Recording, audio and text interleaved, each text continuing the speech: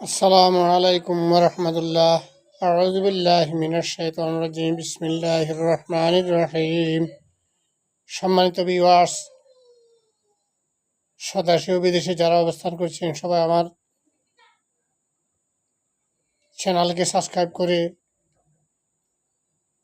সবাইকে কোরআনের আওয়াজ প্রতিটি কানে পৌঁছে দেওয়ার জন্য আপনাদের কাছে আন্তরিকভাবে অনুরোধ জানাচ্ছি। আল্লাহ আপনাদেরকে যে যেখানে আছেন সার্বিক কল্যাণ দান করেন, আমিন।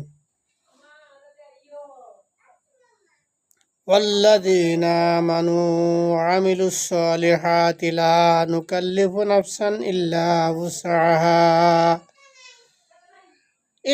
وسعها أولئك أصحاب الجنة هم فيها خالدون। মহান রব্বুল আলামিন বলেন,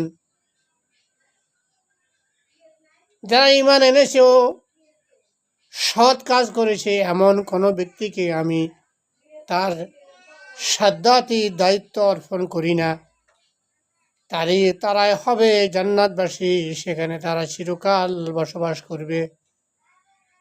সূরা আরাফ 42 নম্বর আয়াত আমি পাঠ করেছি। এখানে বলা হয়েছে, যারা অদৃশ্যে বিশ্বাস করেছে, আমার মহান রবকে না দেখে বিশ্বাস করেছে, জান্নাত দেখে নাই, জাহান্নাম দেখে নাই, ফেরেশতা দেখে নাই, ফুলসারাত দেখে নাই, হাউজে কাউসার দেখে নাই,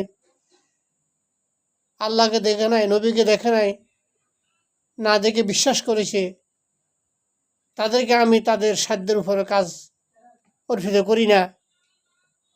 তাদের সাধ্যের মধ্যে কাজ তাদের জন্য আমি রেখে দিই এবং তারা হবে জান্নাতের অধিবাসী। তারা চিরকাল জান্নাতে বসবাস করবেন, জান্নাতে থাকবেন। সুতরাং আল্লাহ রাব্বুল আলামিন আমাদের মহান রব, কুল কায়নাতের একচ্ছত্র মালিক, সীমাহীন ক্ষমতার মালিক মহান রাব্বুল আলামিন আমাদেরকে যেন তার গাফুর ও গাফফারের নাম রুসিলায় আমাদেরকে ক্ষমা করে, আমাদের গুনাহগুলা মাফ করে, গুনাহগুলাকে নেক দ্বারা পরিবর্তন করে দেন। আমরা সবাই যেন আমাদের পৈতৃক সম্পদ, ফেরানো সম্পদ, প্রতিটি সম্পদ, মা বাবার জান্নাত ফিরে পাই। আল্লাহ আমাদেরকে সেই তৌফিক দান করেন। ওমা তৌফিক ইল্লা বিল্লাহ। আসসালামু আলাইকুম ওয়া রাহমাতুল্লাহি ওয়া বারাকাতুহু।